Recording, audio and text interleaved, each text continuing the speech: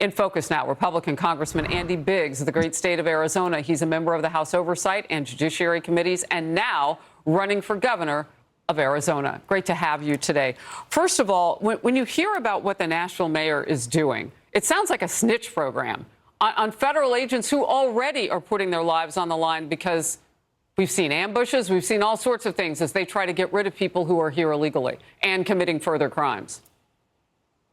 Yeah, it's outrageous. And what happens is you actually incentivize people to not cooperate with ICE. And that makes it dangerous for the agents, but it also makes it dangerous for the neighborhoods, because that means that ICE is going to have to go into those neighborhoods.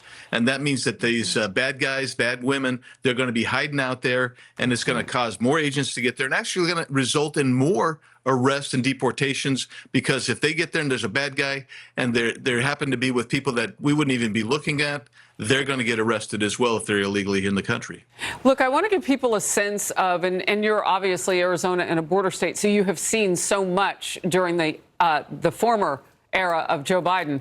I want to give people a sense of what is coming against the Trump administration. Right now, the administration is asking the U.S. Supreme Court to intervene and allow it to quickly deport illegal immigrants to countries other than their own. It comes in response to a federal judge's ruling that a recent flight of 8 dangerous illegal aliens back to South Sudan violated the immigrants' rights. Well, meanwhile, yet another Democrat is fighting for suspected MS-13 gang member and illegal immigrant Kilmar Abrega Garcia. Congressman Glenn Ivey said he was stonewalled while trying to check on Garcia's welfare. Several other Democrats, including Maryland Senator Chris Van Hollen, have rushed to meet with Abrega Garcia and decried what they said was a lack of due process extended to him. And one liberal media analyst had this take. How is this different from when Putin grabs a journalist or some, rogue group in the Middle East grabs an American, and we're sitting here fighting to try to get them back? I mean, how is it different from when Vladimir Putin of Russia grabs a journalist and getting people who are here illegally off our streets and out of the country? Can you believe that?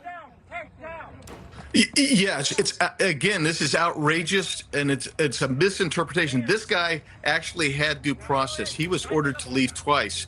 This guy is a dangerous guy. He's down in El Salvador. He's not in a third country. He's in his own native country, quite frankly, and he's in their jurisdiction. But what they don't tell you about is, what about all the people whose lives were cut short, or their property was stolen, or their land was invaded, and criminal damage was vandalism was a result. You can go all over Arizona, all over South Texas, and you can see evidence of this to this day.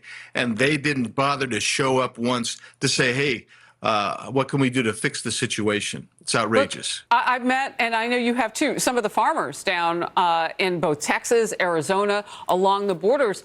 I mean, it's a life or death situation at times as people come and have been coming, but not anymore. I think we had 39 a couple of days ago. I mean, that's down 893% of what it was like under Biden. But I mean, we know we let in so many under the Biden era now.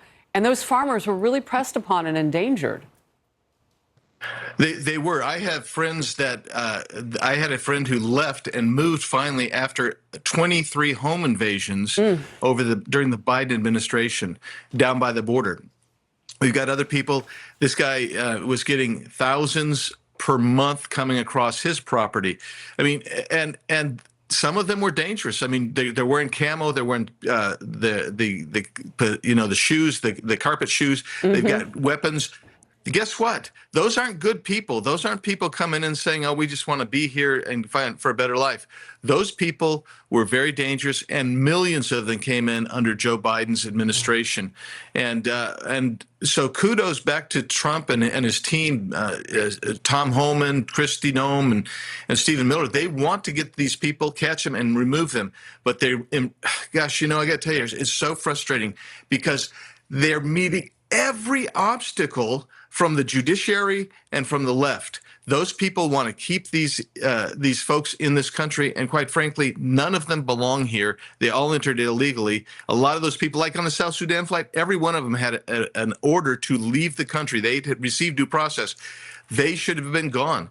and the courts are trying to intervene and stop this. And Congress has got to step up. Congress has got to step up, Harris. So what can you do and what will you do in Congress? What can get done? Well, I've introduced legislation, Article 3, Section 1, to remove these judges. Others have done it with impeachment. I'm doing Article 3, Section 1.